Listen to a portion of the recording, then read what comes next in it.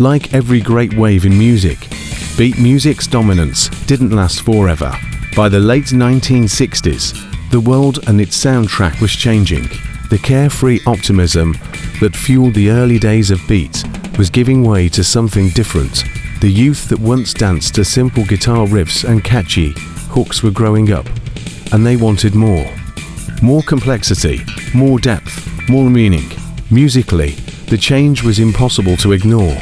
Psychedelic rock was on the rise, fueled by bands like Pink Floyd, Jefferson Airplane, and even the Beatles themselves, as they experimented with sounds far beyond the simplicity of early beat. Songs became longer, lyrics became deeper, and production became layered, complex, and daring. Rock and roll was evolving, and beat music, with its straightforward melodies and clean-cut image, started to feel outdated. Even the pioneers of the genre sensed it. The Beatles released albums like Rubber Soul and SGT, Pepper's Lonely Hearts Club Band, embracing new sounds and redefining what pop music could be. They were no longer the band playing upbeat club hits. They had transformed into artists, experimenting with sitars, orchestras, and studio innovations that left the basic beat style behind. Other bands struggled to keep up. Groups that once packed clubs and top charts found themselves being pushed aside, unable to evolve with the rapid pace of change. By the time Woodstock happened in 1969, beat music was already a memory, replaced by the harder edges of rock, the introspection of folk, and the rebellious energy of emerging genres like punk and soul. By the dawn of the 1970s, the beat era was effectively over. The Cavern Club, once the epicenter of the movement, had closed its doors. The radio hits had moved on, and the world, once united by that infectious rhythm, was now exploring entirely new frontiers of sound.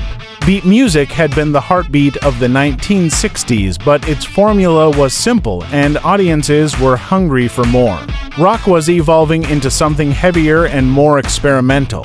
Psychedelia was exploding, funk was on the rise, and soul was commanding airwaves across America. Compared to these new directions, beat music began to feel too familiar, too safe. The world was moving forward, and even the artists who defined beat were changing. The Beatles were no longer the clean-cut boys of Liverpool. They were experimenting with sitars, orchestras, and political messages. The Rolling Stones leaned into blues rock. The sound that once united millions had become just the beginning of something much larger. Music never exists in isolation. The late 1960s and early 70s were turbulent years marked by protests, counterculture, and a demand for voices that spoke to the chaos of the times. Beat music, with its carefree innocence and catchy choruses, no longer captured the mood of a generation searching for deeper meaning. Audiences wanted music that questioned authority, that reflected both the pain and the possibilities of a changing world. That's why folk rock, protest songs, and psychedelic anthems rose to prominence. They said what beat music couldn't.